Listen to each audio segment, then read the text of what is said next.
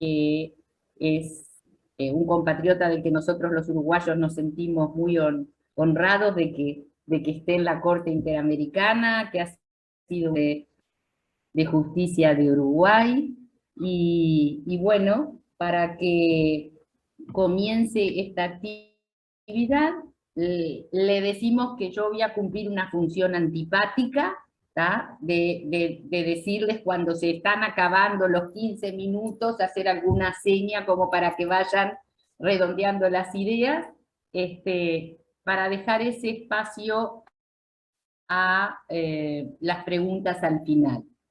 Así que, doctor Pérez Manrique, lo escuchamos con mucha atención y le agradecemos muchísimo la disponibilidad de su tiempo. Bien, buenas tardes a todas y a todas. Veo a mi querido colega, don Humberto Antonio Sierra Porto, a quien saludo calurosamente, a Mariela Morales, con quien hemos compartido tanto tiempo, al profesor Ayala, al profesor Ortiz, en fin, un saludo cordial a todos. Yo simplemente voy a hacer un pequeño recorrido sobre algunos conceptos vinculados con esta cuestión de la democracia en América Latina, la comunidad internacional y la cuestión de los derechos humanos, que es en el área en que yo me movilizo. Primero voy a hacer una breve reseña a cuál ha sido la actitud de la Corte Interamericana frente a la pandemia, que es uno de los elementos que indudablemente ha complejizado la situación ya compleja de la región en materia de derechos humanos, en materia de democracia y Estado de Derecho, para posteriormente hacer algunas referencias a Estado de Derecho, democracia y específicamente a la Carta Democrática Interamericana, y luego cerrar con algunos desafíos que son altamente preocupantes. Digamos que por primera vez el tribunal, el 9 de abril del 2020, emitió una declaración con el título COVID y Derechos Humanos, los problemas y desafíos deben ser abordados con perspectiva de derechos humanos y respetando las obligaciones internacionales. Allí el tribunal lo que señala la necesidad de enfrentar los desafíos del COVID-19 a partir fundamentalmente de la vigencia del Estado de Derecho, los derechos humanos y la democracia representativa, porque se visualizaba que la cuestión vinculada con el combate a la pandemia era el ámbito propicio, sobre todo para que algunos gobiernos reaccionaran autoritariamente frente a los desafíos de la pandemia. Lo interesante es que la Corte reivindica en esta declaración la vigencia de los derechos humanos, de su propia jurisprudencia en materia de derechos humanos y de preservar la democracia representativa y el Estado de Derecho. La Corte señala en esta resolución la necesidad de acudir al multilateralismo tan denostado en esos tiempos y en estos tiempos a los efectos de combatir la pandemia y de generar una sinergia de esfuerzos con la finalidad de evitar que esta pandemia tuviera más daño que el que se pretendía o se visualizaba ya en aquel momento que se podía tener.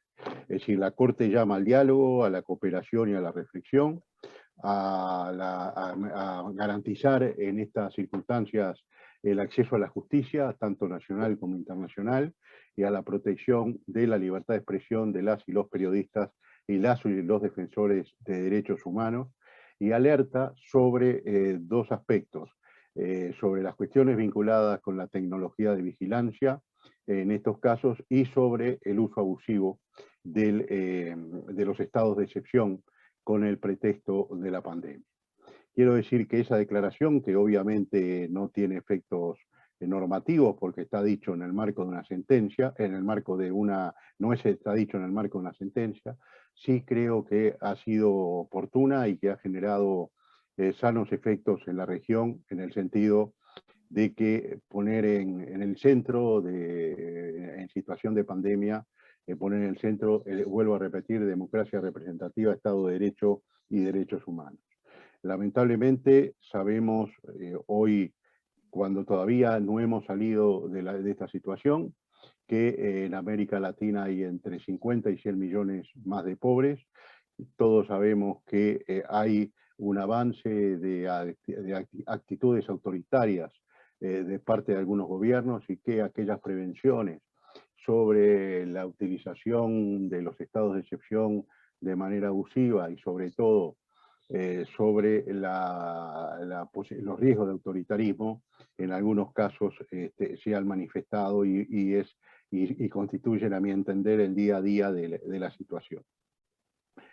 En cuanto al segundo punto, democracia, Estado de Derecho y derechos humanos, digamos que la defensa de la democracia es consustancial a la propia existencia del sistema interamericano de derechos humanos y es consustancial a la propia vigencia de una organización internacional a través de la OEA. Desde su nacimiento, con la Carta de la OEA y con la Declaración Americana sobre los Derechos y Deberes del Hombre, se proclama la necesidad de preservar el Estado de Derecho y la democracia como elementos esenciales en el marco del respeto a los derechos humanos. La relación entre derechos humanos, Estado de Derecho y democracia finalmente quedó plasmada en la Carta Democrática Interamericana, que es, a criterio de la Corte, un instrumento jurídico que genera una norma de interpretación auténtica de los tratados a que se refiere, pues recoge la interpretación de los propios Estados miembros de la OEA, incluyendo los Estados parte de la Convención, que hacen de las normas que están relacionadas con la democracia, tanto en la Carta de la OEA como en la propia Carta Democrática. En esta carta se señala expresamente que los pueblos de América tienen derecho a la democracia y sus gobiernos la obligación de promoverla y defenderla. Es decir, el derecho de los pueblos a vivir en democracia. Se reconoce que la democracia es esencial para el desarrollo social, político y económico de los pueblos de las Américas y que el ejercicio efectivo de la democracia representativa es la base del Estado de Derecho y los regímenes constitucionales de los Estados miembros de la Organización de Estados Americanos deben estar diseñados en este sentido.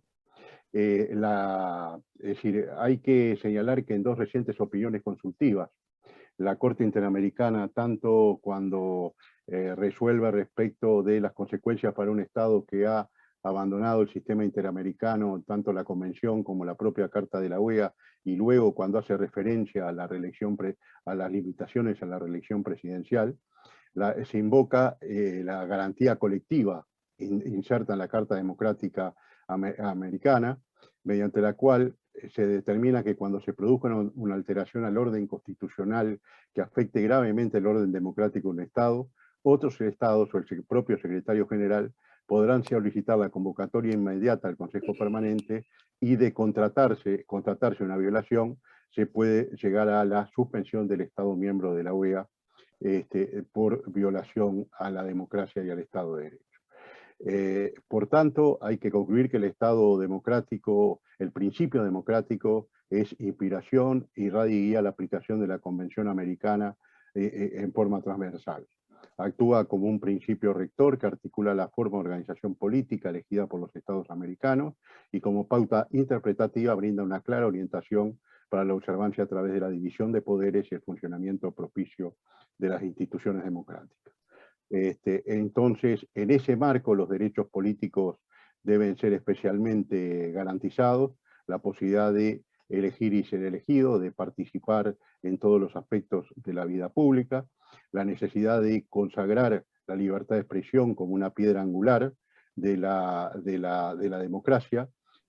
Los artículos 3 y 4 de la Carta Democrática resaltan la importancia de la libertad de expresión en una sociedad democrática al establecer que son elementos esenciales de la democracia representativa, entre otros el respeto a los derechos humanos y las libertades fundamentales, y son componentes fundamentales del ejercicio de la democracia, la transparencia de las actividades gubernamentales, la probidad de la responsabilidad de los gobiernos en la gestión pública, el respeto por los derechos sociales y la libertad de expresión y de prensa. Para entrar en lo que a mí personalmente me interesa más, que es los desafíos y cuál es el estado de situación en el continente en este momento, debemos decir que indudablemente, por eso hice una referencia a la pandemia.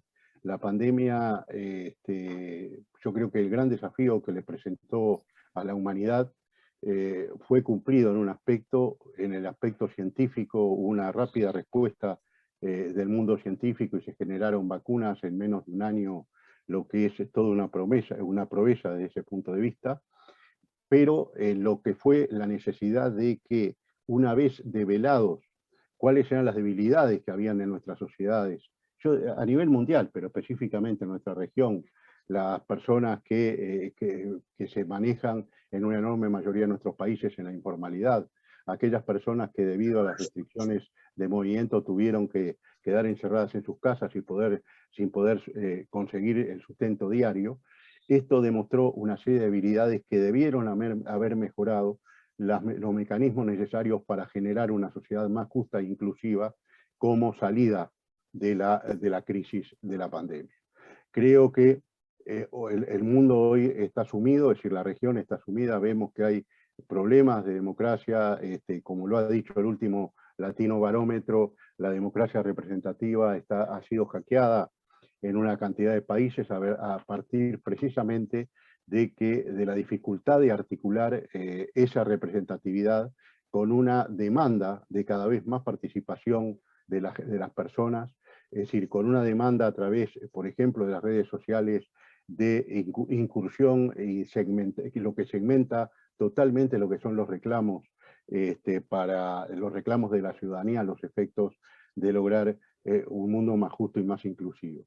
Entonces, esto ha generado un proceso en el cual, como dice el Latino Barómetro, la democracia debe generar procesos de cambio que permitan incluir todas las voces para poder realmente superar esta situación.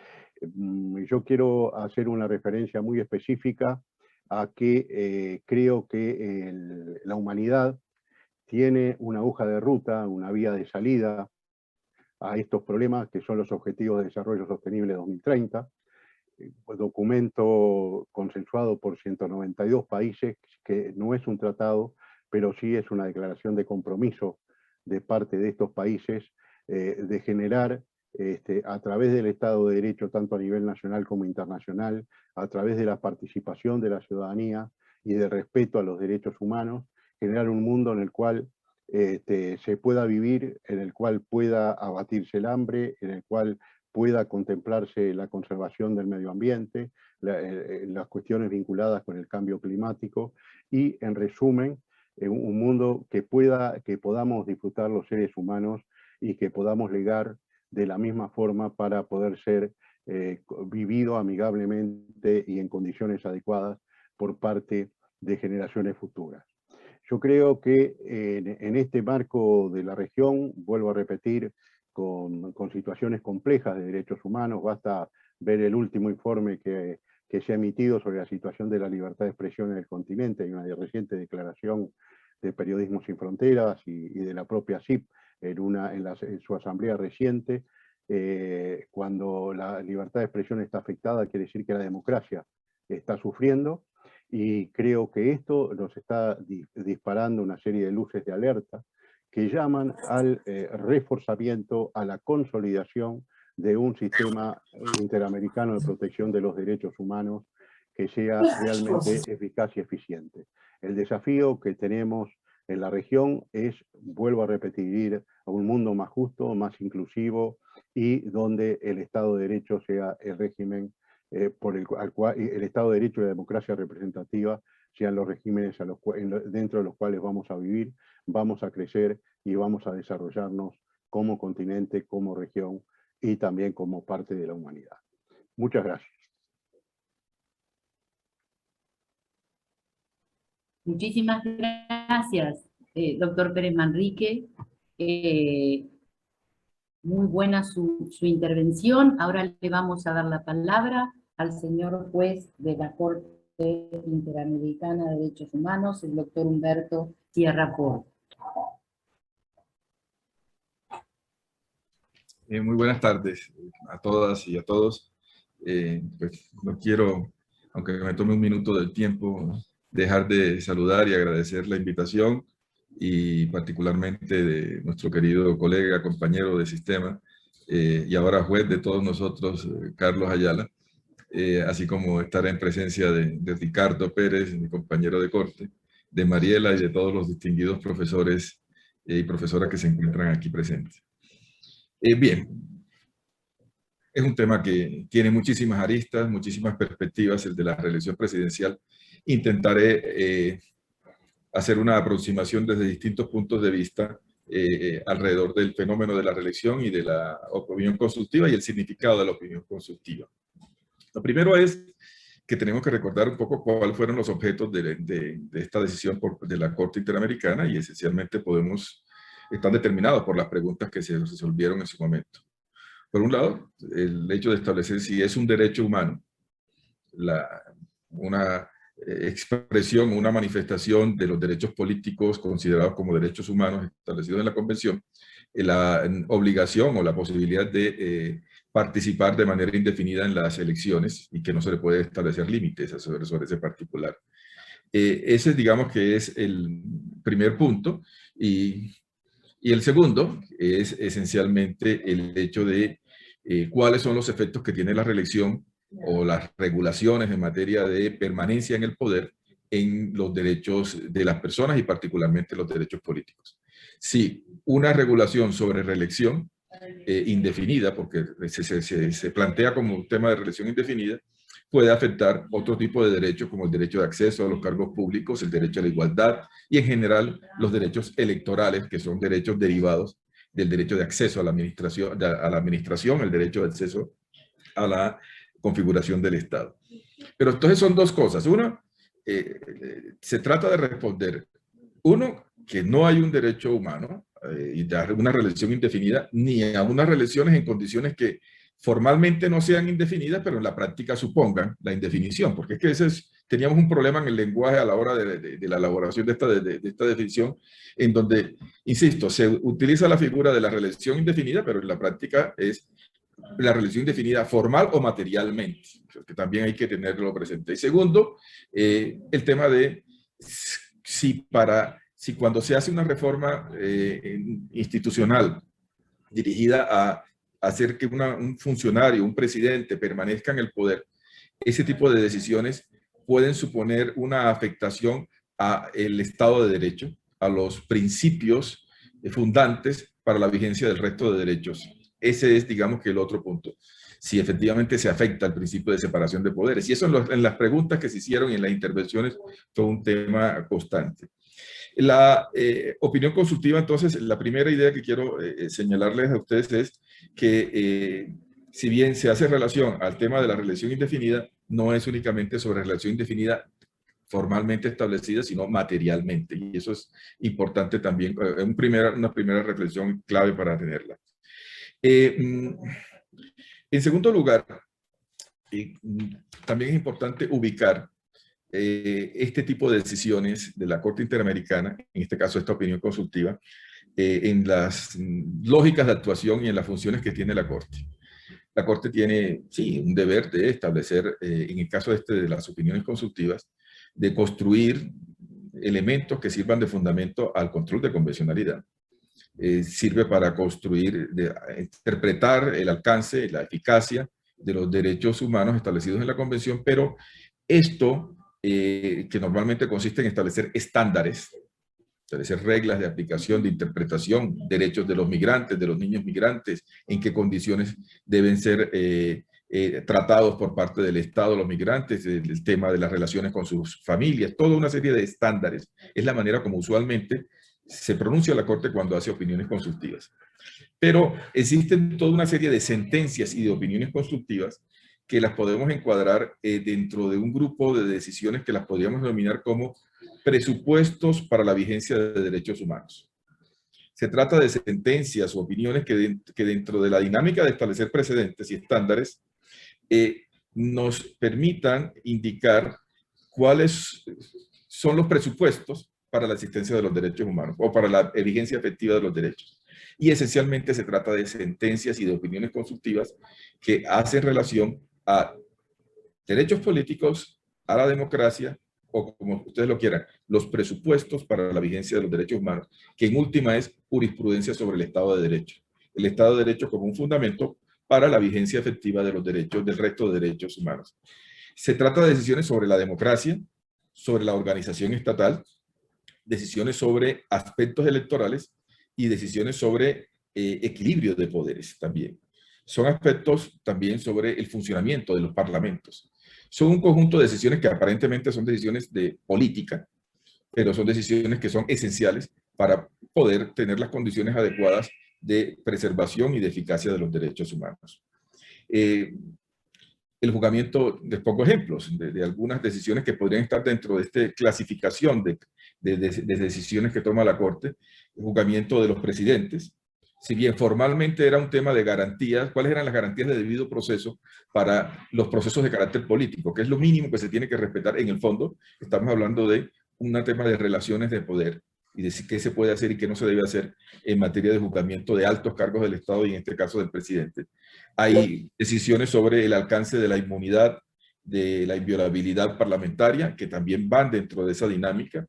Los juzgamientos de magistrados son normalmente temas que se tratan como un tema de independencia judicial y de garantías, de garantías judiciales en materia de procesos políticos, pero en último es un tema de equilibrio de poderes que también está ahí como un presupuesto, no solamente para los derechos de los jueces o derechos de los, sino también en general para las condiciones esenciales, las condiciones básicas para que se puedan ejercer el resto de derechos dentro de la sociedad. Entonces, hablar de garantías judiciales en materia de independencia judicial no se limita a estos sujetos directamente concernidos, sino en general a la democracia en su conjunto. Es un problema de Estado de Derecho como presupuesto para la vigencia de los derechos humanos. Las medidas provisionales sobre procesos legislativos, las decisiones que recientemente la Corte en medidas provisionales ha tomado, en donde ha dicho ese trámite legislativo que están haciendo sobre leyes de amnistía, de absoluto perdón, que no tienen que respetan toda la jurisprudencia de la Corte, deben ser suspendidas, están dentro de ese contexto. O las decisiones que en su momento tomó la Corte en cumplimiento de sentencias sobre el juzgamiento que se puede hacer sobre magistrados de tribunal, como fue el caso peruano. Son todas decisiones que formalmente parecen tener una visión esencialmente política, pero esencialmente la relación que quiero destacar es con el fundamento para la vigencia del resto de derechos en un Estado democrático, en un Estado que respete ese tipo de postulados. Ahora, la transversalidad de los derechos, sin duda alguna, está propiciando esta situación, que los temas políticos de alguna manera tienen relación con los derechos humanos individuales, está haciendo que haya una presión de la sociedad civil ante el sistema interamericano para que el sistema, Comisión Corte, tramite conflictos políticos dentro de un marco de debate jurídico. Se trasladan una discusión en términos de derechos humanos, de decisiones de carácter político. Y hay un gran debate por traer conflictos políticos no resueltos en sede diplomática a ser tramitados en sede judicial por parte del sistema interamericano. El fenómeno es que decisiones de política con la P mayúscula, relaciones de poder en nuestro entorno, en los distintos estados que hacen parte de nuestro entorno interamericano, terminan siendo tramitados a través de decisiones judiciales en buena parte como una lógica de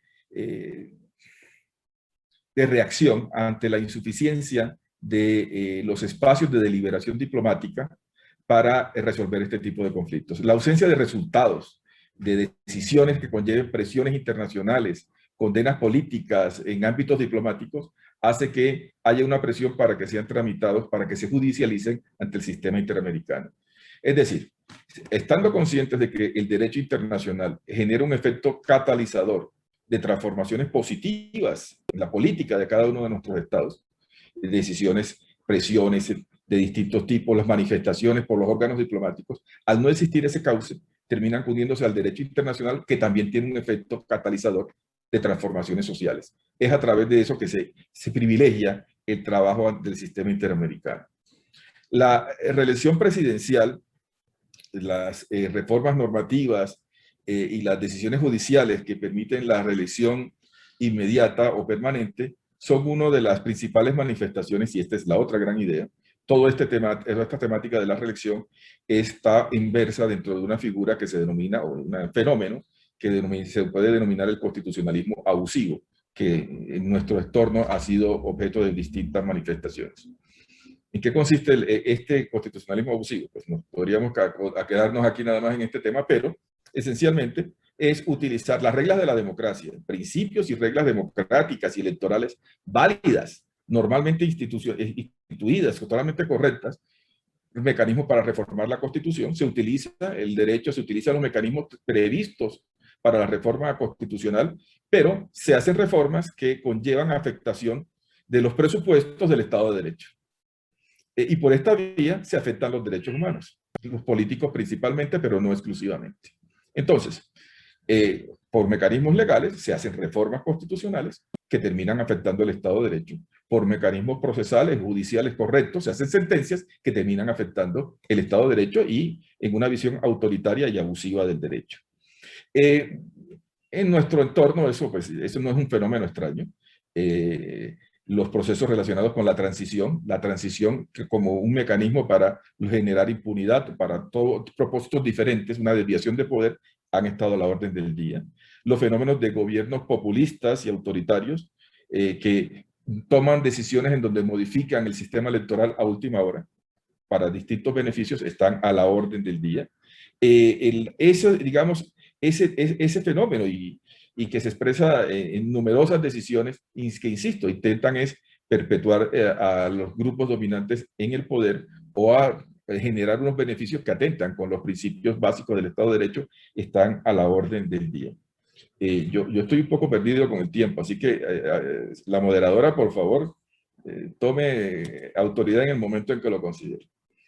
En América Latina, nuestro constitucionalismo tiene unas características que todos lo destacamos.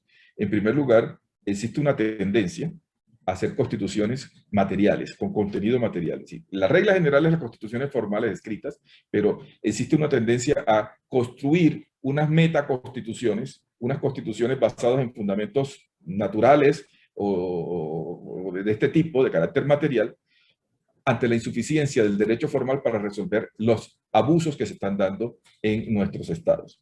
En segundo lugar, la profunda desigualdad social, eso también caracteriza nuestro constitucionalismo, el presidencialismo abusivo o autoritario, que también es una regla general de todos nuestros países, la existencia de un Estado social privatizado, que es un tema ya particular, y el otro gran tema, que no es de menor importancia, una profunda crisis de la democracia representativa en todos nuestros estados. Pero ¿a dónde vamos? A que la jurisprudencia interamericana ha terminado actuando como un elemento de corrección de las disfunciones que se puedan dar en el sistema democrático. El constitucionalismo abusivo, entonces, ¿cómo se corrige? Para corregirlo, esencialmente, a nivel interno, en el derecho constitucional de los países, se está utilizando dos mecanismos. Uno, el mecanismo de la metaconstitución o de la constitución material, porque la constitución formal en muchas ocasiones no es suficiente, y prueba de eso es lo que sucedió en nuestro país, en mi país, en Colombia, con la teoría del juicio de sustitución. Hay elementos que no se pueden modificar, hay principios estructurantes que van más allá del texto escrito que sirven de límite a ese constitucionalismo abusivo. Y el otro factor limitante es el derecho internacional. La jurisprudencia de la Corte Interamericana, el derecho internacional, cada una de las categorías y fuentes también está sirviendo como límite a nivel interno. Pero allí en el derecho siempre echa la ley, echa la trampa. Y el punto está en que si bien el derecho internacional sirve de fundamento y límite para evitar ese tipo de abusos, también el derecho internacional puede ser instrumentado como fundamento para ese tipo de abusos. Que fenómenos que ya ustedes conocen y que no me corresponde a mí enumerarlos en el contexto latinoamericano, muestran cómo utilizando el derecho internacional puede terminar uno autorizando el abuso del Estado de Derecho, que ha sido parte de lo que se ha querido evitar con la opinión consultiva en los términos en que fue presentada y en los términos en que fue señalada. Ese, digamos, que es el punto. Yo quiero concluir, porque aunque debería en este momento hacer referencia a peculiaridades del caso colombiano, no quiero abusar, pero sí es importante destacar que esta práctica de utilizar el derecho internacional y de utilizar la metaconstitución, ideas, principios estructurantes no escritos, sino que construidos por los jueces, hacen que sean los jueces en los últimos depositarios de los límites a la preservación del Estado de Derecho. Y eso genera complejidades. Las complejidades están, uno, para la Corte Interamericana, determinar de convertirse en un riesgo el de que la Corte pueda convertirse en un tribunal contramayoritario, con este control de validez convencional de las fuentes del derecho interno. Es uno de los riesgos que se supone. En segundo lugar, el concepto de constitución está evolucionando a un concepto material de constitución, y eso se está dando en buena parte de los países de América Latina. Un constitucionalismo donde la constitución no es el único parámetro de validez, donde se acude al derecho internacional con todos los elementos de difusos que tiene el derecho internacional, puede generar ciertas complejidades de claridad y de seguridad jurídica y eventualmente de abusos una vez en clave de integración de este tipo de tribunales. Existe una tendencia peligrosa en el sentido en que el sistema interamericano tiene el riesgo de convertirse mediante la utilización del control de convencionalidad en un riesgo. Las personas o ciertos tribunales utilizando el control de convencionalidad de una manera muy peculiar pueden terminar paradójicamente haciendo justamente lo contrario para lo cual está establecido. La competencia de la Corte, incluso en competencias de supervisión de cumplimiento, termina tomando decisiones sobre temas muy complejos que, en fin, que ponen en riesgo un poco la legitimidad del trabajo que se realiza. La legitimidad democrática es uno de los temas más importantes. Y claro, y con esto concluye, el gran riesgo es el riesgo de la politización de los tribunales constitucionales principalmente, y no digo de la Corte porque no me corresponde, pero sí de los tribunales constitucionales a nivel nacional. Esa lucha para tratar de evitar el abuso puede generar problemas en materia de la condición de ser magistrado. Magistrados que al decir la última palabra y al no tener un límite escrito a la hora de establecer, hace que dependamos de una manera quizá, no hay otra alternativa, pero en la voluntad, en las convicciones políticas de ellos, y eso hace que haya un último depositario de la corrección del Estado de Derecho con serias dificultades al no tener elementos de estabilidad y de seguridad jurídica. Pero bueno, con esto concluyo. Discúlpenme si me extendí un par de minutos, pero es un tema que lo apasionante hace que sea difícil contenerse en materia de tiempo. Muchas gracias, doctora María. Muchísimas gracias a usted, doctor Sierra Porto. Ha sido un gusto escucharlo. Y ahora le damos la palabra al doctor Carlos Ayala, vicepresidente de la Comisión Internacional de Juristas. Lo escuchamos con mucha atención.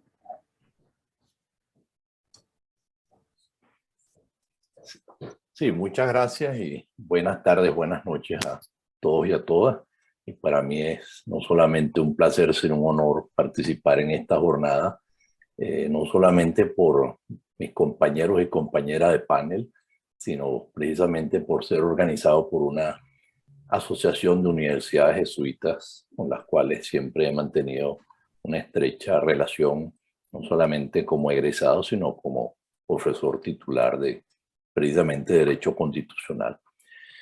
Bien, para comentar esta última opinión consultiva de la Corte Interamericana, yo comenzaría diciendo que para mí, en mi opinión, es una de las opiniones consultivas más importantes que ha dictado la Corte en su historia. Pero voy a fundamentar por qué esto no se trata simplemente de un piropo o una apreciación, porque también he sido crítico de otras decisiones. Porque es la primera vez que la Corte, ahora sí, de una manera mucho más madura, habiendo tomado decisiones en casos contenciosos, hace una interpretación hilvanada de 4 instrumentos del sistema interamericano que era fundamental hilvanar en torno a una idea de interpretación coherente, como son la Carta de la OEA, la Carta Democrática Interamericana, la Declaración Americana de los Derechos y Deberes del Hombre y, por supuesto, la Convención Americana sobre Derechos Humanos. De tal manera que ciertamente hacerle una interpretación coherente y derivar de ella lo que la Corte, de esa interpretación, lo que la Corte llama el principio democrático, va a ser fundamental y más bien creo que da una herramienta hacia el futuro con todos los acechos que presenta la democracia en nuestro hemisferio para una interpretación, como se ha dicho, transversal de los instrumentos interamericanos a la luz del principio democrático. Por supuesto que esta interpretación, y eso lo puedo decir yo con más libertad de lo que la pudiera haber dicho cualquiera de los jueces que nos acompañan, no fue solicitada en el vacío, no fue solicitada por una especulación que a la República de Colombia como solicitante le pareció que era importante, sino que tiene una realidad. Y la realidad es, dentro de esa desviación, ese abuso que puede conllevarse en nombre del control de convencionalidad, unas mutaciones o cambios inconstitucionales que se promovieron en nombre de la Convención Americana y del control de convencionalidad. Es decir, particularmente resulta preocupante lo que yo llamo los casos de controles fraudulentos de la convencionalidad por tribunales que no necesariamente se caracterizan por ser tribunales independientes del poder político, por ser tribunales imparciales, tribunales altos, como fueron las sentencias de los casos de Nicaragua, de Honduras y de Bolivia, que en nombre del control de la convencionalidad llegaron a afirmar la existencia de un derecho absoluto como el derecho a la reelección presidencial, derivando una interpretación como si del artículo 23.2 de la Convención Americana se derivaba que necesariamente las causales de regulación eran las únicas causales de limitación o de restricción, haciendo una especie de lectura gramatical restrictiva para decir solamente estas restricciones acepta la Convención, ergo es más favorable al ejercicio del derecho, ergo las restricciones que contiene nuestra Constitución para la reelección presidencial son inconvencionales y las desaplico, las declaro inconvencional. Casualmente, para favorecer en esos tres casos a el presidente en ejercicio, recursos intentados desde el poder, con algunos agravantes, inclusive que no tengo tiempo para detenerme. Un caso muy especial de Ecuador, de unas idas autoritarias y unas vueltas democráticas, porque su Corte Constitucional valida una modificación de la reelección presidencial en nombre también de la Convención Americana y del control de convencionalidad, pero cuando se vuelve a modificar la Constitución y se da un control previo, valida perfectamente y considera que así lo es. Sin embargo, debo mencionar que hay buenas prácticas muy temprano, desde los años 90 en el hemisferio.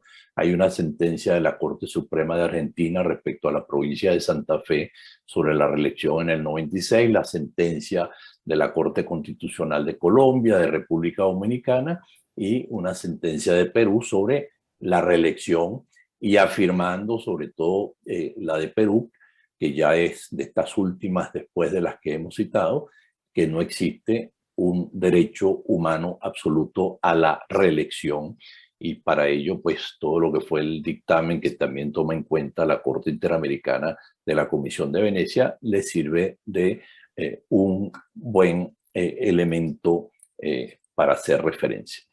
De tal manera que esta sentencia, esta opinión consultiva, de alguna manera sentencia, pero esta opinión consultiva permite entonces que tomemos la pauta interpretativa del principio democrático y derivemos de ella las consecuencias. Cuando vemos que la Convención establece el derecho de votar y ser elegido, la pregunta es si podemos derivar de ese derecho al voto y ese derecho a ser electo una especie de apertura sin límites, un derecho absoluto, pero que precisamente al contrastar con el principio de la democracia representativa que está en los distintos instrumentos y sobre todo con las definiciones de contenido que tiene la Carta Democrática Interamericana, va hilvanando la Corte precisamente sobre la base de algo que creo que es muy importante y sí, tiene que ver con el principio contramayoritario de los derechos humanos. Se toma prestado una frase digamos, de la teoría general del derecho de Ferrajoli, lo susceptible de ser decidido, lo susceptible de no ser decidido por parte de las mayorías, y ahí llega al centro precisamente de que las mayorías en una democracia, bueno, acuérdense de los miedos de Aristóteles con la democracia porque no conocía el Estado de Derecho, para precisamente algo que ya había utilizado en Hellman frente al argumento de que la ley de amnistía había sido aprobada por un parlamento electo democráticamente, de que había sido de alguna manera aprobada por referéndum, no se había logrado su derogatoria por referéndum. Allí ya salió ese concepto de que en una democracia, dentro de lo susceptible de no ser decidido por la mayoría, están los principios rectores y de orden público internacional que representan los derechos humanos. Y aquí hay lo que podríamos llamar un núcleo duro más allá del cual no puede un Estado ir en nombre del derecho, ¿verdad? Entonces, es muy importante cómo se desarticula la idea de que es un derecho cuando comienza un análisis que yo considero que es muy importante, las razones que da la Corte cuando afirma que la perpetuación de una persona en el ejercicio de un cargo público conlleva el riesgo de que el pueblo deje de ser debidamente representado por sus elegidos y de que el sistema de gobierno se asemeje más a una autocracia que a una democracia. Esto puede suceder incluso, dice la Corte, existiendo elecciones periódicas y límites temporales del mandato. De tal manera que, aunque la Corte Interamericana no lo trabaja, el principio sí lo han trabajado varias cortes constitucionales, incluyendo la colombiana y la peruana, el principio de alternancia, el principio de alternabilidad en el poder pasa a ser un elemento definitorio en general del Estado de Derecho y la democracia, pero cuando la Corte empieza a entrar más de lleno directamente en lo que es el sistema de gobierno, la forma de gobierno presidencial, ve cómo y analiza cómo el sistema presidencial constitucionalmente le asigna al presidente un gran peso en una serie de facultades de decisiones que solamente si se tiene un equilibrio de poderes, un check and balance, se podría de alguna manera lograr que el principio democrático no sea frustrado. Es decir, esas amplias facultades en el constitucionalismo latinoamericano llevan a esto. Ahora, otro punto que merece la pena destacar dentro de tantos es entonces la afirmación que nos hace la Corte Interamericana en el sentido de que la reelección presidencial indefinida no constituye entonces un derecho autónomo protegido. Llega a esa conclusión. Un derecho autónomo protegido por la Convención Americana. Fíjense ustedes, tamaña conclusión del tribunal autorizado por la Convención, el tribunal que hace una interpretación auténtica y última de la Convención Americana, frente a lo que habían hecho los tribunales constitucionales. Aquí, indudablemente, se hace un diálogo muy abierto con la Comisión Europea para la Democracia, con la Comisión de Venecia. Más bien se contrasta con lo que han sido algunas decisiones. Quizás allí, en esos párrafos, yo echo de menos un poco más de diálogo con lo que en ese sentido han establecido, como les digo, algunos tribunales constitucionales. Pero es muy importante que se haya afirmado entonces respecto al derecho internacional que el corpus juris del derecho internacional de los derechos humanos no tiene nada como ellos. Ahora, si bien la prohibición de reelección presidencial indefinida constituye una restricción al derecho a ser electo, bueno, el famoso test tripartito de las restricciones autorizadas, pues permite concluir que se dan en ese caso los elementos con base en el artículo 32 de la Convención para que la prohibición de la reelección sea legítima, tenga fines legítimos, se lleve a cabo conforme al derecho interno, a las modificaciones, que por cierto, aquí hay que diferenciarlo de lo que han sido estas mutaciones inconstitucionales, y permita fortalecer la democracia representativa. Es decir, sirve para el fortalecimiento de la democracia representativa. A mí me parece, y con esto quiero hacer uno de mis últimos comentarios ya, a mí me parece que esa consecuencia de que la democracia es un derecho y que los estados tienen la obligación jurídica de mantenerla, de garantizarla y de protegerla, llega a su cúspide cuando la Corte pues hace una afirmación que a mí me parece que para este momento del hemisferio es fundamental. En primer lugar, antes de llegar a su conclusión y de haber analizado todos los riesgos que impone para la democracia y que supone para la democracia la reelección indefinida, hace una afirmación que a mí me parece muy importante para el constitucionalismo latinoamericano y muy importante para la sociedad civil en general, los partidos políticos y la sociedad democrática. Es una afirmación que hace en el párrafo 145, en el cual advierte, cito, que el mayor peligro actual para las democracias de la región no es el rompimiento abrupto del orden constitucional, digo yo, los tradicionales golpes de Estado, sigue la Corte, sino una erosión paulatina de las salvaguardas democráticas que pueden conducir a un régimen autoritario, incluso si este es electo mediante elecciones populares. Es decir, las elecciones pasan a ser una condición necesaria, pero no suficiente, y desde la mayoría en el poder se puede desmantelar el Estado de Derecho. Algo que hemos visto en Venezuela, algo que estamos viendo en este momento ocurriendo en El Salvador, que ocurrió en Nicaragua, que vemos con preocupación en otros países latinoamericanos, y que simplemente la distinción no es de ideología, sino entre democracia y autoritarismo.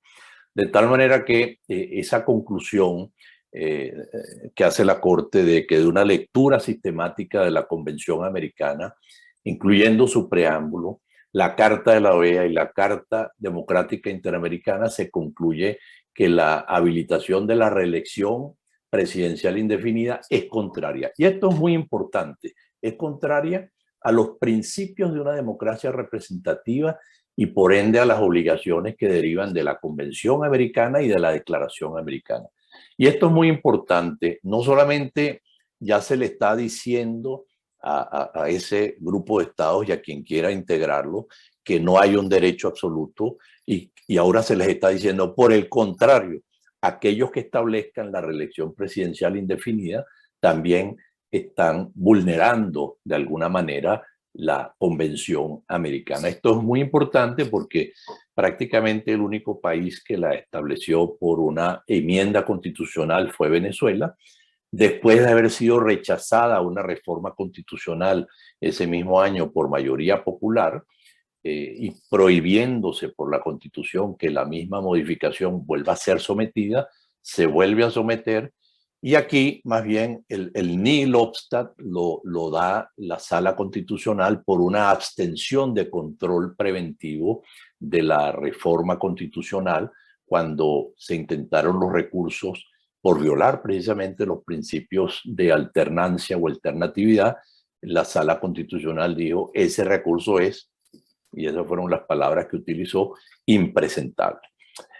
En fin, le doy la bienvenida a esta opinión consultiva de la Corte Interamericana, donde siento que se dan la mano el derecho constitucional transnacional y el derecho internacional de los derechos humanos para fortalecer esa tríada que la Corte Interamericana ha de alguna manera puesto la marca de su registro, esa tríada del Estado de Derecho, la democracia y los derechos humanos. Muchas gracias. Muchísimas gracias, doctor Ayala. Un gusto escucharlo. Le agradecemos el tiempo.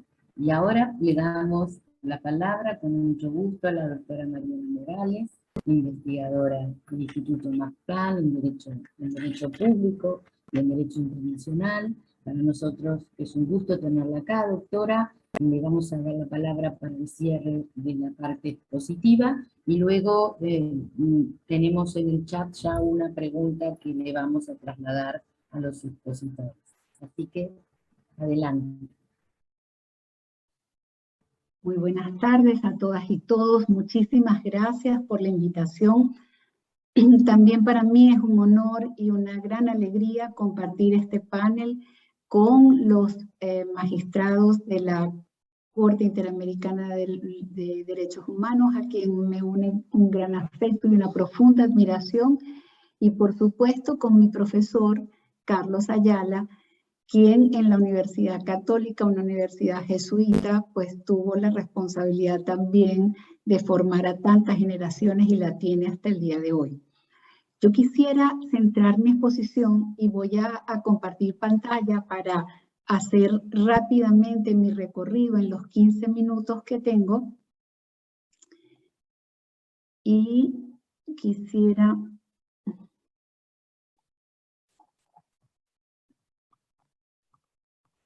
Estaba en el final y entonces estamos aquí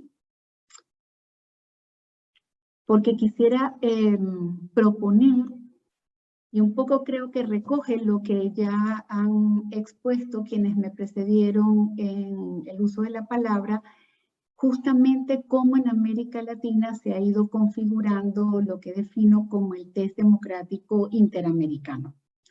Y sostengo que hay una construcción progresiva de ese núcleo constitucional común para la protección de la democracia en América Latina desde 3 dimensiones diferentes. En lo normativo, porque estamos entre juristas, entonces la base normativa es fundamental, la base jurisprudencial y también la base discursiva, es decir, nosotros como académicos, cuáles conceptos utilizamos y cómo podemos ir pavimentando esta idea del constitucionalismo democrático transformador.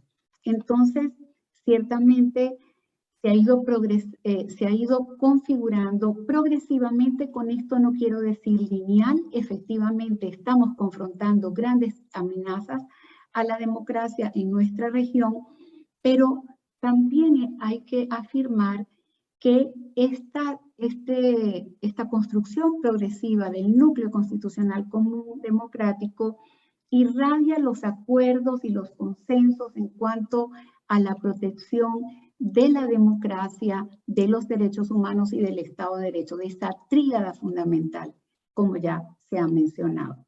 Y el derecho interamericano efectivamente ha ido desarrollando una noción que podríamos decir con un efecto espiralado y continuo.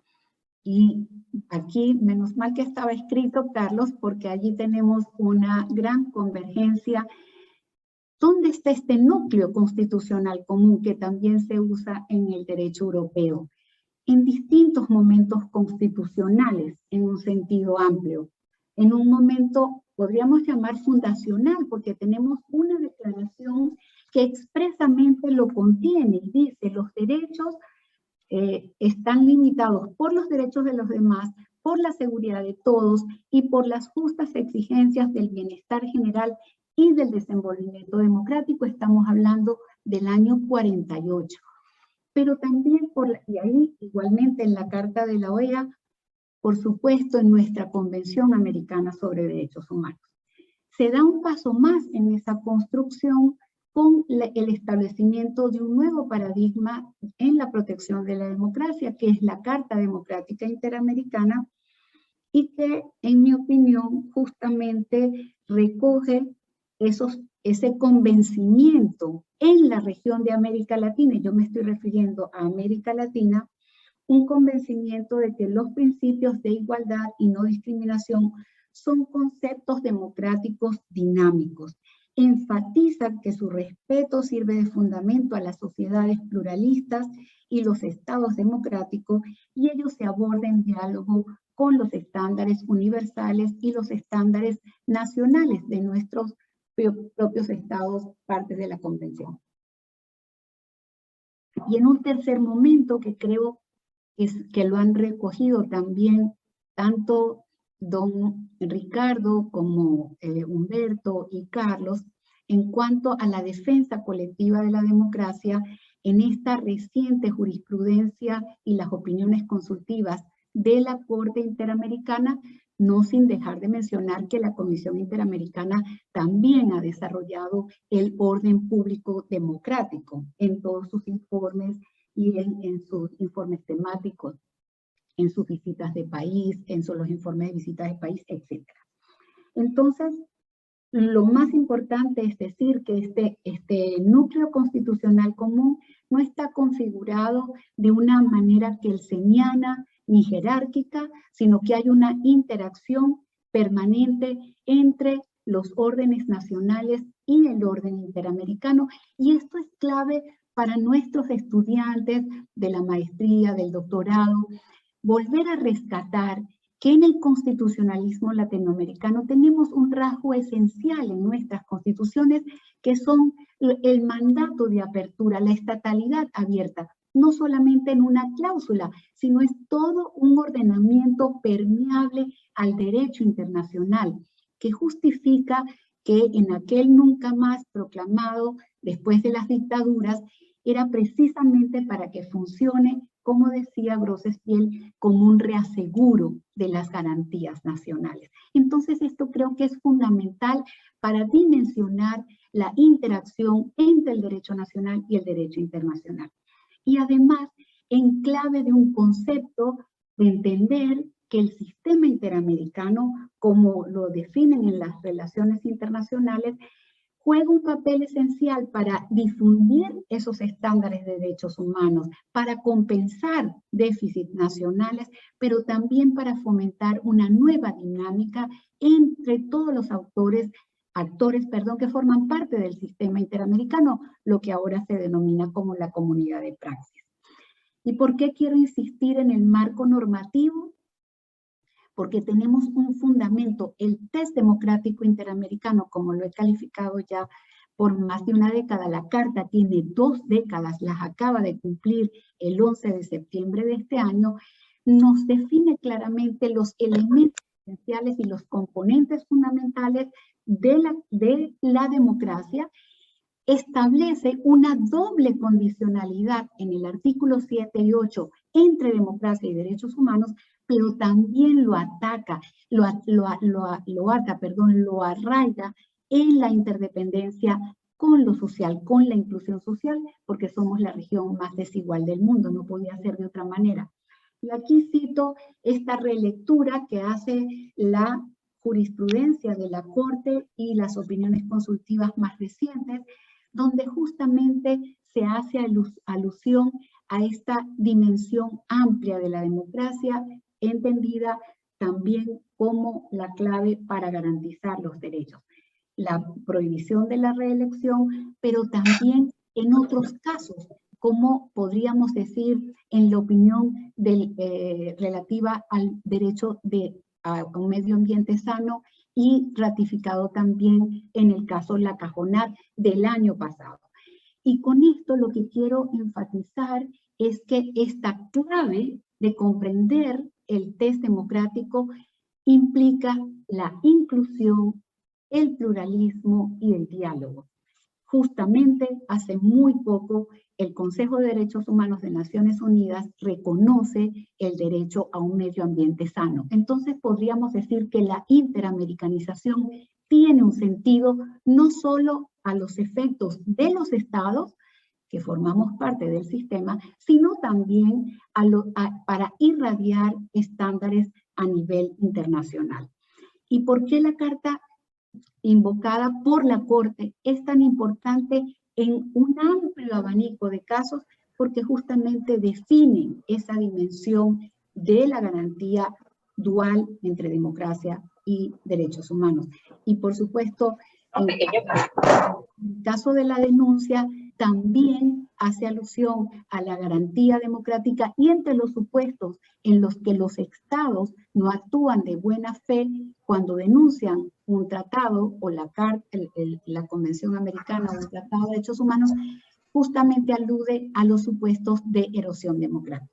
Y entonces no quería dejar de mencionar que es muy importante en este contexto, post pandemia, aunque estamos todavía frente a la pandemia, que debemos insistir en que todas las respuestas de los estados tienen que estar enmarcadas en el fundamento constitucional y convencional, procurar un interés legítimo y cumplir con la necesariedad exigida en una sociedad democrática y no socavarla.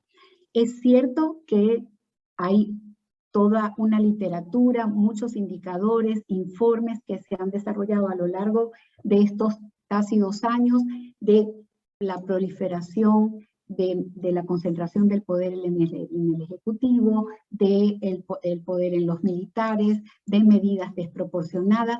Estas son todas amenazas junto con los autoritarismos, los populismos, y yo quiero coincidir e insistir en el planteamiento que asomaba el profesor Carlos Ayala en cuanto al que el núcleo intangible de la democracia, desde la sentencia Hellman, justamente reitera que no es negociable, no es un problema de ideologías, es un problema de salvaguardar la democracia. La democracia por demás que se han definido los estados en sus constituciones y en el sistema interamericano. Pero quiero ir terminando con, si tenemos oportunidades, creo que sí, la respuesta categórica. Y coincido con el profesor Malamud que podríamos también ver en esta crisis o en estas múltiples crisis una oportunidad para reforzar esta lectura, para que se convierta en una materia importantísima en las cátedras, en los debates de las universidades, que por supuesto podamos seguir contribuyendo a que el discurso de los derechos humanos sea justamente el que dé el que enfrente los problemas y los déficits que tenemos en los estados y que definitivamente pues les corresponde a los estados cumplir el test democrático para que avancemos en esa tríada a la que estamos obligados, tanto por mandato constitucional como por mandato convencional. Muchas gracias. Muchas gracias, doctora Morales, por su exposición tan clara, tan interesante. Tenemos una pregunta formulada en el chat que se las trasladaría a los expositores que se encuentran presentes porque algunos de ellos tuvieron que retirarse. Tengo 2 preguntas.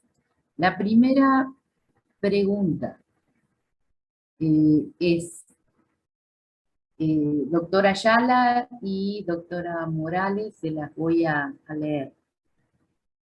¿Consideran que la reelección indefinida también debería evitarse en otros ámbitos, como lo pueden ser los sindicatos, representantes legales, fundaciones, entre otros? Muchas gracias de antemano.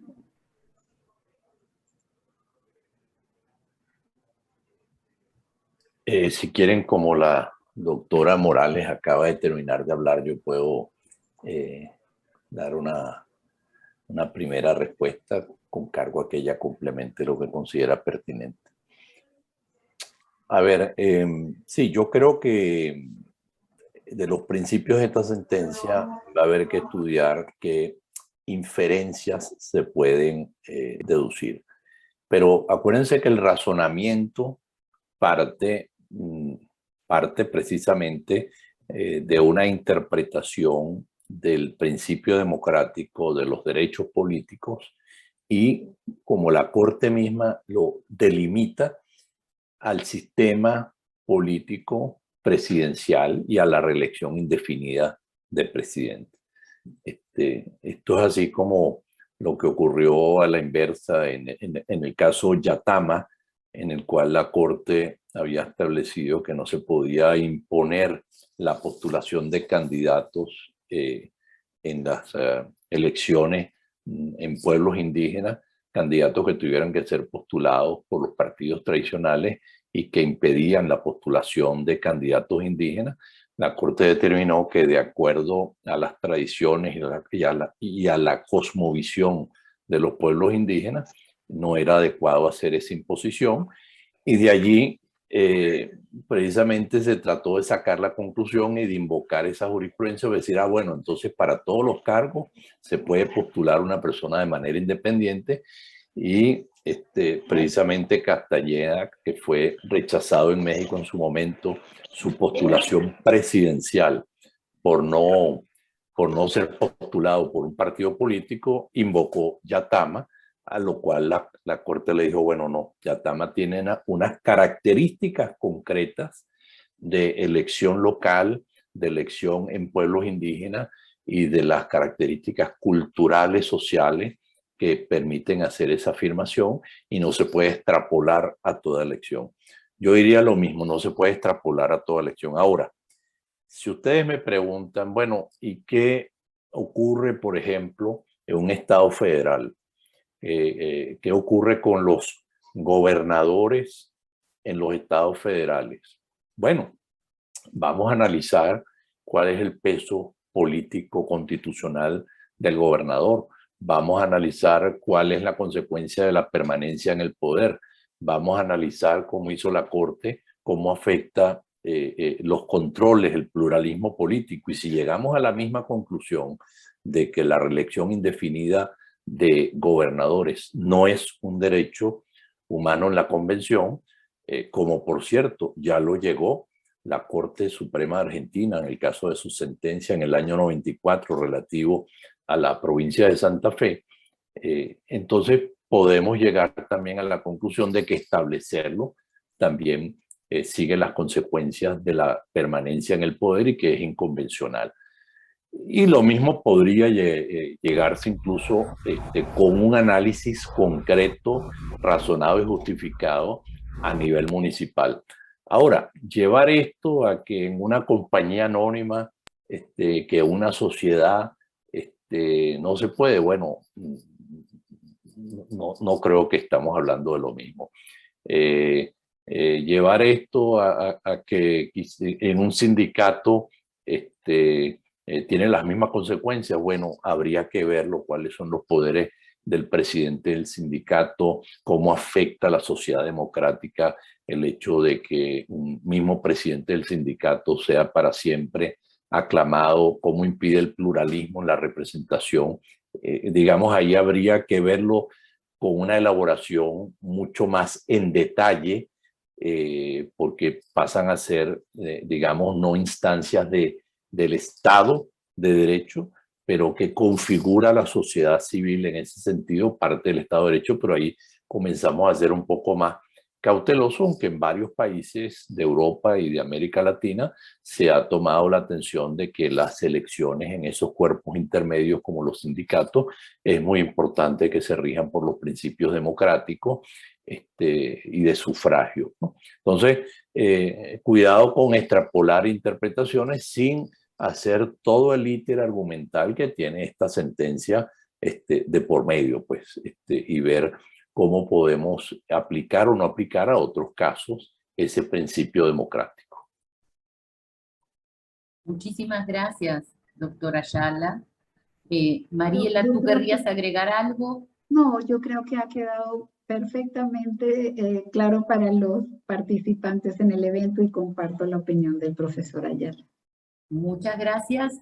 Hay otra pregunta en el chat que dice, ¿Cuál es la opinión de ustedes sobre las críticas de sectores constitucionalistas nacionales sobre un exceso de la Corte Interamericana de Derechos Humanos en fijar criterios políticos que no están previstos en la Convención Americana y la búsqueda de imposición de cambios en sus sistemas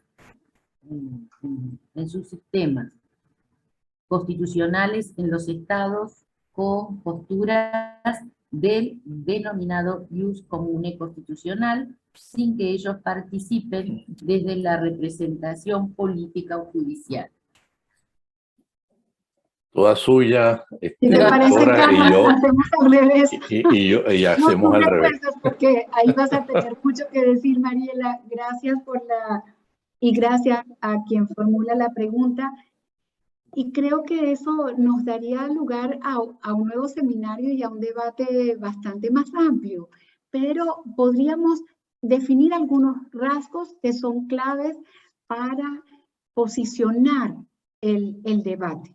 Primero, entender cuál es el mandato transformador de la Corte Interamericana de Derechos Humanos como un tribunal regional de derechos humanos que además tiene una interpretación evolutiva y tiene una convención que está realmente estructurada con unos artículos que le permiten el ejercicio de esa interpretación evolutiva, que además le exigen que a los estados que adecúen la convención, exigen su artículo 1 y 2, son obligaciones para los estados que son distintas, por ejemplo, al convenio europeo, y además creo que podría ser muy interesante la versión del profesor Habermas, cuando él dice que los tribunales desempeñan un papel esencial en la generación de seguridad jurídica y estabilidad normativa. Sin embargo, lo más importante es que los tribunales contribuyen a una sociedad justa al esforzarse por traducir la voluntad democrática de una comunidad política en decisiones judiciales. Es decir, los tribunales son órganos de una comunidad política. Y el diálogo entre los jueces es de una relevancia central. Con esto quiero decirles que en mi opinión, entiendo que hay algunas voces que claman por, o que aluden a un activismo de la Corte Interamericana sin ni siquiera explicar el concepto de activismo, que aluden a la necesidad de un margen de apreciación, pero que es una doctrina europea que ni siquiera tiene claridad. La profesora Laurence Bourgogne le ha formulado serias críticas y que invocan un control ultra vires por parte de los tribunales constitucionales. Dirían que está ejerciéndose un control ultra vires por parte de la Corte. No comparto ninguna de estas posturas, sino por el contrario, soy una convencida que la Corte ejerce su mandato transformador, que tiene un fundamento convencional para ello, que dialoga con los jueces. Ya lo señalaba el profesor Ayala, podríamos quizás pensar que se podría hacer mayor alusión a desarrollos nacionales, porque lo interesante del ius commune es que existe, no es un fenómeno jurídico típico en la región latinoamericana, porque se configura por nuestras constituciones, por los estándares universales, por los estándares interamericanos que interactúan y dialogan y se van consolidando. Y son solamente un piso.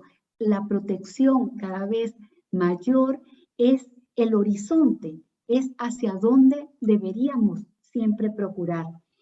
Y el otro elemento que quisiera quizás poner de relieve es que vale la pena entender la jurisprudencia de la Corte Interamericana en el contexto de la región de América Latina, en la desigualdad estructural, en los patrones históricos de discriminación y en la inestabilidad o la debilidad de la democracia.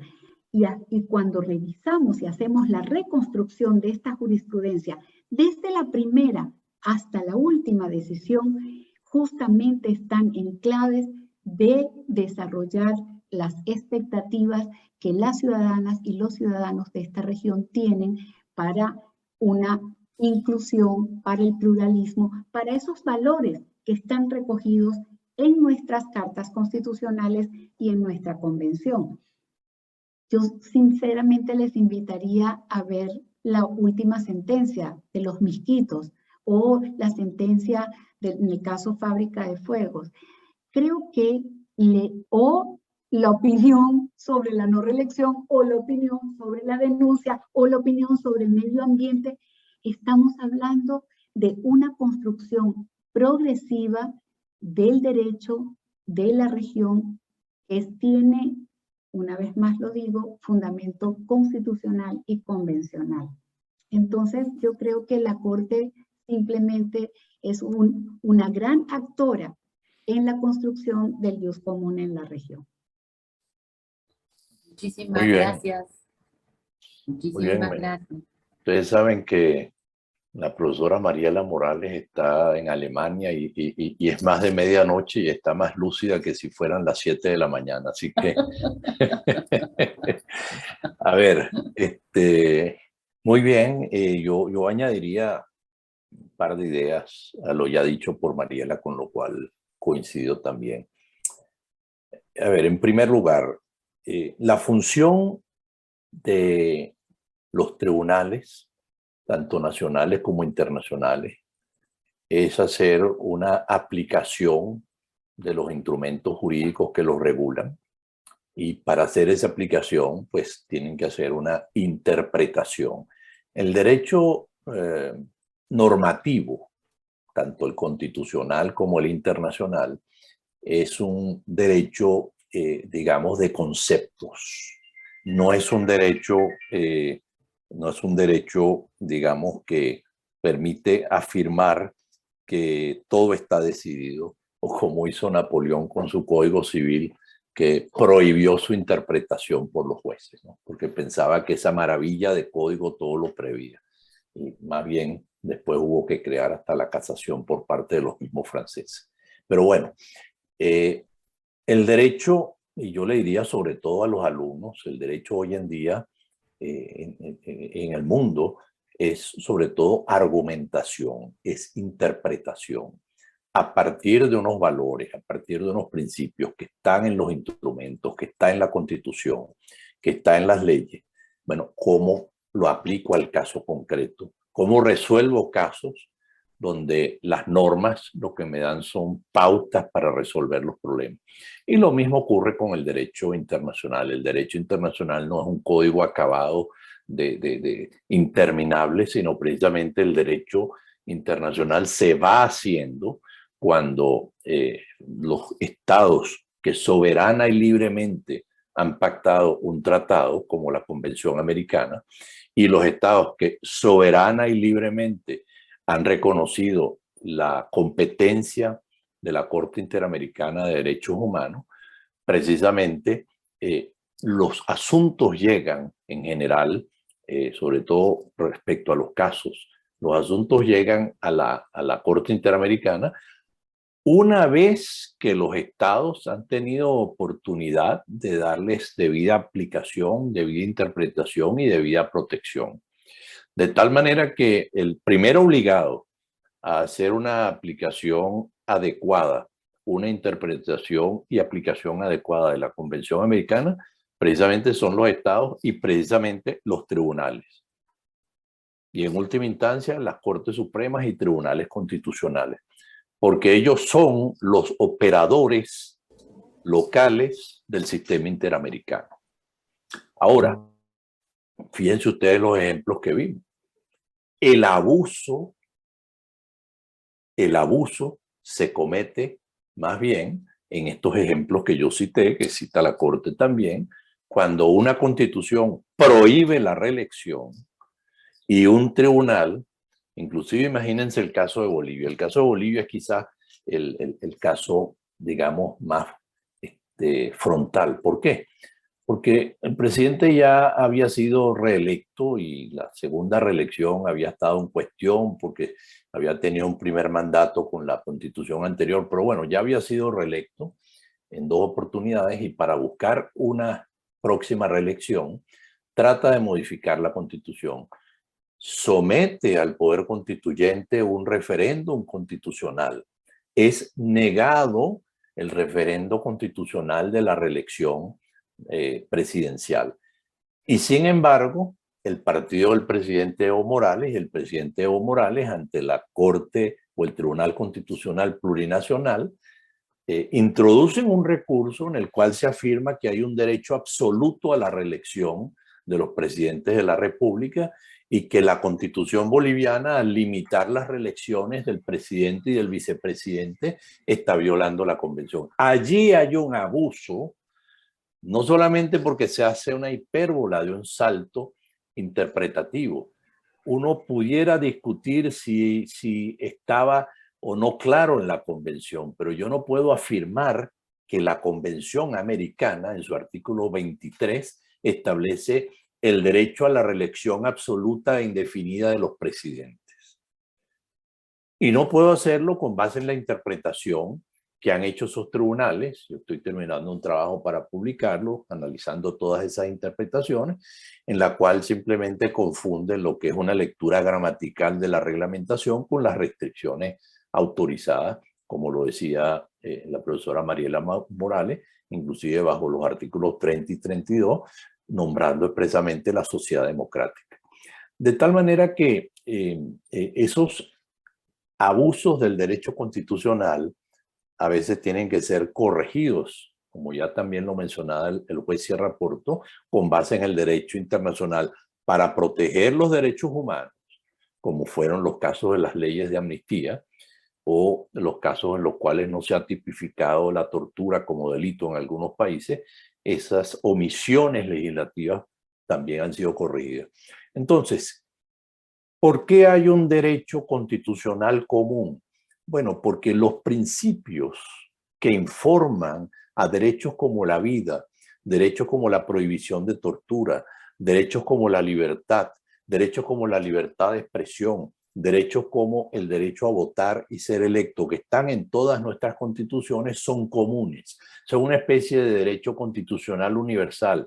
¿Y qué lo confirma? Bueno, que no solamente los estados separadamente contienen en la esencia los mismos principios y valores en sus normas constitucionales, sino que cuando a los estados les toca hacer un derecho internacional, también consagran esos derechos y además le dan la autorización a la Corte para decidir.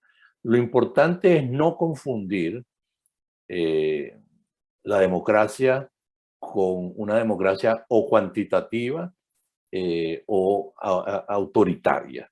Es decir, la democracia sí, la mayoría rige, pero la mayoría tiene límites.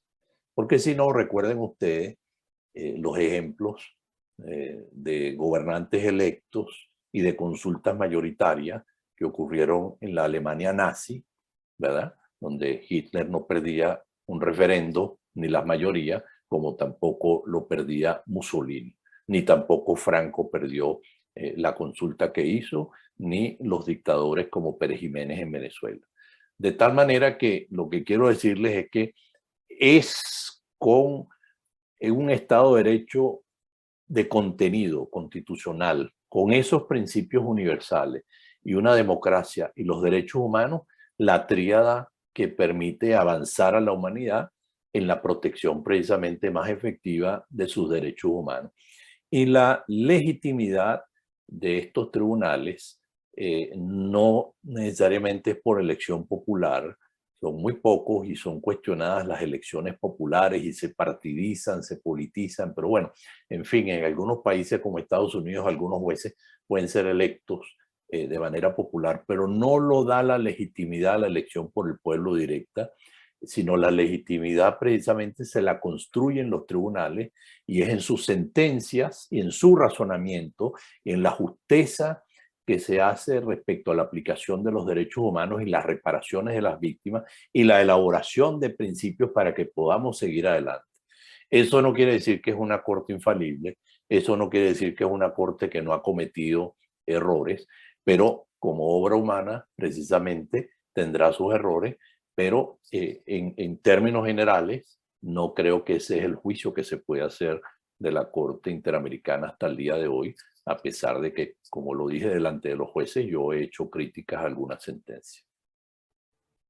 Gracias, gracias, profesor. Tenemos dos preguntas más y luego ya deberíamos, dada la hora, culminar esta actividad académica. La primera pregunta es, cuando hablamos de democracia la entendemos en razón del poder ejecutivo y legislativo. Si la misma jerarquía tienen los tres poderes, ¿no debería también evitarse los puestos vitalicios en el poder judicial? ¿Consideran que esto afectaría el acceso a la justicia? ¿Cómo prefiere la profesora Mariela. Morales? ¿Quiere? Yo creo que justamente yo les hacía alusión al concepto que yo creo que tenemos en América Latina a la luz de la Carta Democrática, que establece cuáles son sus elementos esenciales y sus componentes fundamentales, y de ninguna manera podríamos decir que la democracia en ese sentido es el ejecutivo y el legislativo. Probablemente quien hace la pregunta está pensando en esa elección directa y eso tiene mucho que ver con los regímenes presidencialistas o los regímenes parlamentarios. Yo creo que el diseño institucional del Poder Judicial es fundamental. Forma parte de esa piedra esencial de la democracia. El profesor Ayala también ha escrito mucho sobre lo que, y que lo arroja también, para decirlo, la propia jurisprudencia de la Corte Interamericana y el desarrollo que ha hecho la Comisión Interamericana sobre el diseño institucional de la justicia, los parámetros para los concursos, para su permanencia, para los ascensos. Creo que tenemos que contar con diseños constitucionales e institucionales que nos permitan garantizar la imparcialidad y la independencia del Poder Judicial. Yo no me atrevo a decir si la figura del juez vitalicio es negativa per se.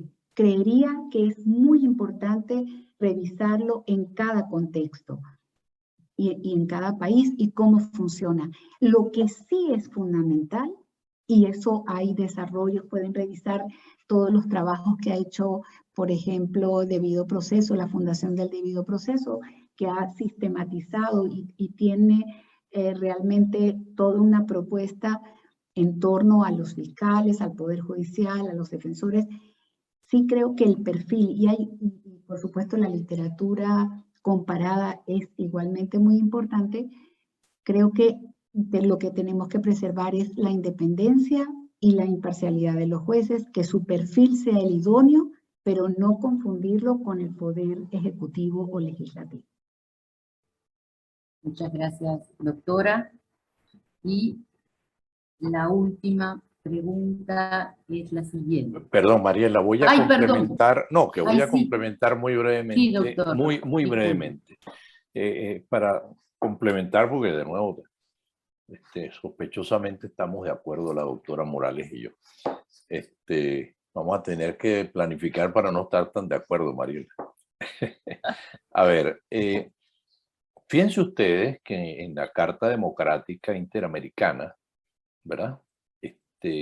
Dentro de los elementos esenciales de la democracia, como ya lo ponía la profesora Morales en su presentación, uno de los elementos esenciales de la democracia es la separación e independencia de los poderes públicos, ¿verdad? De tal manera que la separación e independencia, y estamos hablando en concreto de la independencia y la separación de poderes de los tres poderes tradicionales. Hay constituciones que han incluido otros poderes públicos, pero esto incluye al Poder Judicial. Sí tiene razón una deficiencia que hay en la protección internacional de la democracia, que quizás se está pensando más en lo tradicional de la afectación de la democracia, porque por las falencias que hay, solamente la representación internacional del Estado se lleva a cabo a través del Poder Ejecutivo, a través del Ministerio de Relaciones Exteriores, la Cancillería, el embajador ante la OEA.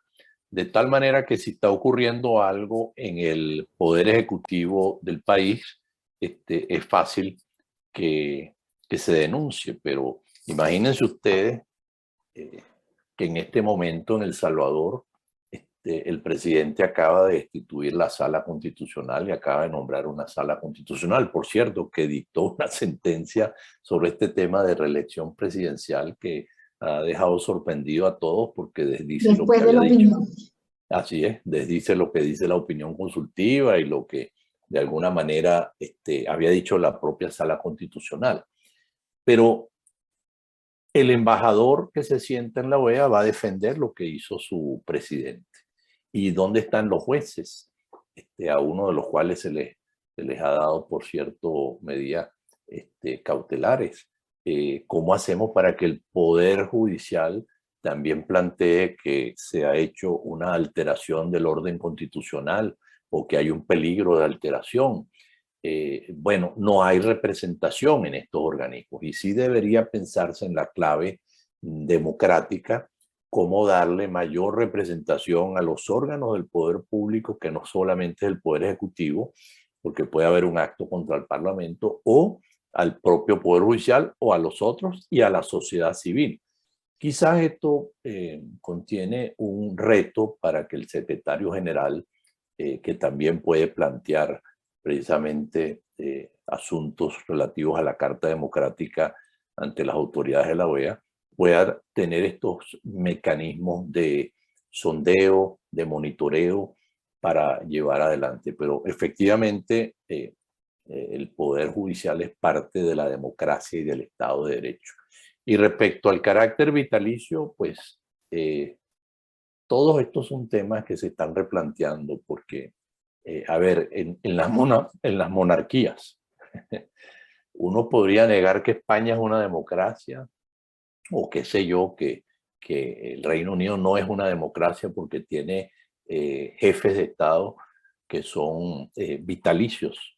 Bueno, yo creo que no, yo creo que tienen una forma de gobierno parlamentaria con un jefe de Estado vitalicio, pero si vamos a ver las facultades concretas de los jefes de Estado, son más de tradición, son más protocolar, son más inclusive diplomático, formal, que de ejercicio de poder. Pero fíjense ustedes cómo el Reino Unido sí en los últimos años eliminó los cargos parlamentarios de los lores por herencia, los lores vitalicios, y esta reforma prácticamente ya está terminando porque lo que hizo fue incorporar la elección también en la Cámara de los Lores y dejar los que estaban de alguna manera al tiempo, pues. En los Estados Unidos en este momento, respecto a la Corte Suprema de Justicia, que ustedes saben que se entiende que es de manera vitalicia, y cuando digo se entiende porque la Constitución no lo dice expresamente, pero así se ha entendido, hay una comisión nombrada por el presidente Biden, y de lo poco que se ha sabido en semanas anteriores es que el único elemento donde parece que va a haber consenso es en establecer un límite temporal a los jueces de la Corte Suprema de Justicia. No se sabe si es por el número de años de servicio o por edad, pero el otro día en un artículo en el Washington Post ya daba a conocer que de los papeles de consenso que hay en esa comisión va por allí el tema. Pero eso quiere decir que mientras tenga la Corte Suprema que tiene Estados Unidos no es una democracia. No, no necesariamente estos cargos de jueces vitalicios implica que no hay democracia. Ahora, los tiempos van también influyendo en que los estados de derecho funcionen mejor con limitaciones en el tiempo. Gracias, profesor. Vamos entonces ahora a la última pregunta que tenemos para el día de hoy. Dice, buenas tardes, quisiera efectuar una consulta en relación a la Comisión Interamericana que efectuó una visita en loco a Chile entre el 25 y 31 de enero del año 2020 tras el estallido social ocurrido en el país y tras el informe emitido por la Comisión, ninguna autoridad se ha hecho cargo de las recomendaciones de la Comisión y no se ha visto un camino dirigido a respetar los derechos humanos. Los procesos judiciales se han retardado bastante, transcurrido 2 años desde aquellos primeros hechos. ¿Qué sucede en este caso? ¿Se podría afirmar la insuficiencia de las instituciones llamadas a resolver? Muchas gracias. No sé cuál de los dos. Bueno, hagamos el sistema. Hagan un tándem. Hacemos al revés y así le damos el honor a Mariela de cerrar este conversatorio. No, al revés, para que tú sigas completando al estilo. Bueno, perfecto. Adelante, adelante. Yo creo que funciona muy bien. Adelante, Mariela. Y me parece que también tengo otra lectura y les tengo que decir cómo yo lo veo. Me parece que la visita de la comisión fue justamente el detonante de muchos espacios de diálogos, de justamente en el marco de una coyuntura particular que tiene Chile, que podríamos decir que es esta convención constitucional que es inédita, que logra paridad, que logra incorporación de los pueblos indígenas, que está precedida por justamente una mujer mapuche que llama a la inclusión, al diálogo y al pluralismo, y que tiene 2 doctorados. Me parece que es fundamental que se vea el impacto que significa la comisión, una visita de la comisión, unas recomendaciones, porque justamente mantiene en la agenda ciudadana, en la agenda del empoderamiento de los defensores y las defensoras de derechos humanos, en la agenda académica, todas las recomendaciones y todos esos mecanismos de diálogo que muchas veces no son tan visibles, pero que está significando incluso para instituciones nacionales, como la propia defensa pública en Chile, las averiguaciones por los excesos en el uso de la fuerza, los mecanismos de rectificación de reconocimiento de responsabilidad, de apertura de procedimientos, de indemnizaciones. Yo creería, me parece que es un fenómeno que lo podemos ver no solo por los numeritos en lo cuantitativo, sino también en lo cualitativo.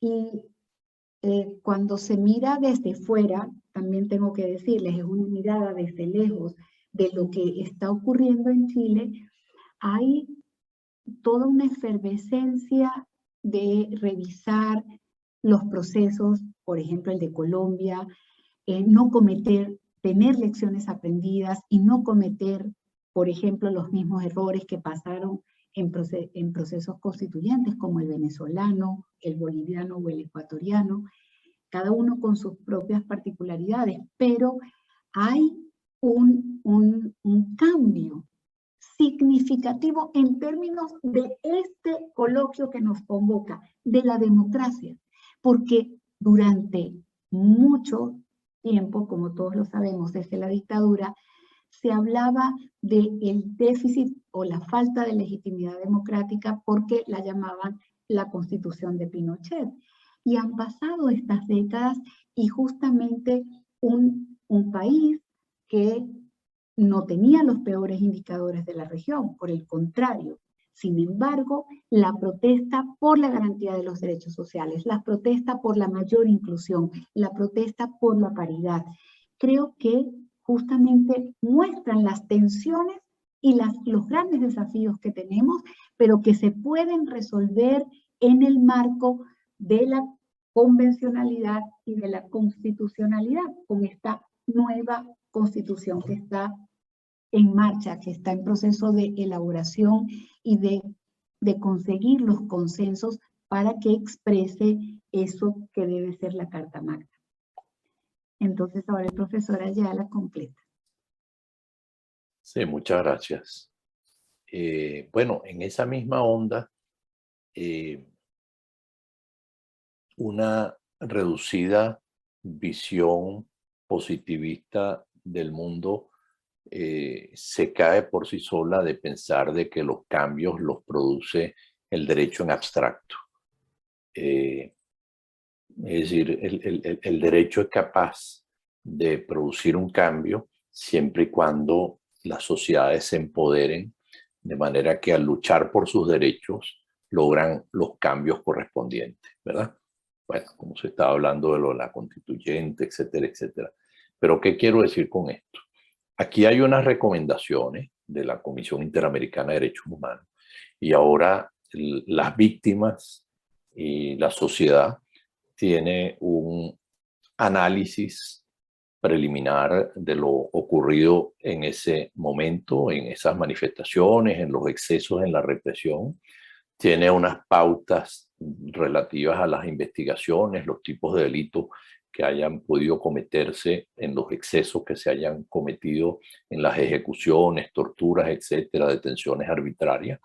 Y tiene una ruta o una hoja de ruta para poderle hacer seguimiento a esa situación, de tal manera que puede empoderarse con ese informe de la comisión, si es que el Estado no responde, bueno, para precisamente luchar por los derechos de las víctimas con base en esos estándares, luchar por los cambios y, por supuesto, si el Estado de nuevo no cumple con sus obligaciones, por ejemplo, de investigar, sancionar a los responsables y reparar a las víctimas, siempre quedará abierto el campo de la protección internacional de los derechos humanos de las víctimas, lo que estamos hablando, llevar el caso ante el Sistema Interamericano de Derechos Humanos, un día poder reparar a esas víctimas en la Corte Interamericana, exigir con una sentencia que se cumplan las obligaciones internacionales del Estado, se condene al Estado por no haber dado cumplimiento a esas obligaciones. De tal manera que las visitas de la comisión son muy útiles en ese sentido. Yo como presidente de la comisión les puedo decir, me tocó una de las visitas más difíciles fue la visita que hicimos en el año 98 al Perú en la época del gobierno de Fujimori. Y no pensábamos que con la sola visita y nuestras recomendaciones iba a cambiar todo, pero ese intercambio con la sociedad civil, con medios de comunicación, con ONGs, con el sector universitario, partidos políticos, intelectuales y por supuesto esa interacción con las autoridades del momento nos llevó a un informe más enfocado precisamente en democracia y Estado de Derecho en el Perú, que permitió después, cuando se presentó ese informe en la Asamblea General de la OEA, precisamente del año 2000, coincidió precisamente con el fraude electoral y con base en el informe de la Comisión Interamericana fue que se pudieron adoptar las resoluciones que llevaron por la presión internacional al término de esa dictadura electa de Fujimori, ¿verdad? De Alberto Fujimori en el Perú. Ahora, ¿qué íbamos a pensar que esas recomendaciones no se cumplieron de inmediato? Bueno, ahí se empoderó la sociedad civil, se empoderaron los sectores democráticos y lograron los cambios. Y por cierto, las violaciones de derechos humanos todavía hay casos que está remitiendo la Comisión a la Corte Interamericana y está sentenciando la Corte Interamericana de violaciones que ocurrieron hace más de 20 años en nuestro hemisferio. De tal manera que estos son procesos en los cuales la sociedad tiene que empoderarse para empujar hacia adelante los cambios sociales, pero cambios que nos lleven a más justicia social, a más democracia, a más participación, a más igualdad, a más equidad, sobre todo en la distribución de la riqueza, en más oportunidades para la gente, precisamente porque esos son indicadores que también definen a una democracia, además de todos los temas que en estricto hemos hablado hoy de Estado de Derecho. Entonces, regresamos a la tríada con la cual comenzamos. Eso es lo que nos permite que esa tríada se vaya fortaleciendo entre Estado de Derecho, democracia y derechos humanos. Bueno, yo creo que podemos dejarlo hasta acá, agradeciéndoles por su atención y por su larga atención. Todavía tenemos aquí 31 estudiantes a los cuales les damos, bueno, estudiantes o personas o profesores que han atendido este conversatorio, y que les damos las gracias por haber estado con nosotros hasta este momento. Así que ha sido un gusto. Ha sido un gusto para todos nosotros, y ustedes verán en el chat también los comentarios de los participantes, agradeciendo el nivel de sus exposiciones, que todos hemos aprendido al escucharlos. Así que muchas gracias por su tiempo, gracias a todos los asistentes, en nombre del Grupo de Derechos Humanos de la UJAL y también del programa interuniversitario. Y bueno, esperamos vernos en otras oportunidades intercambiando opiniones sobre estos temas que son tan importantes para nuestro país. Buenas noches y gracias a todos.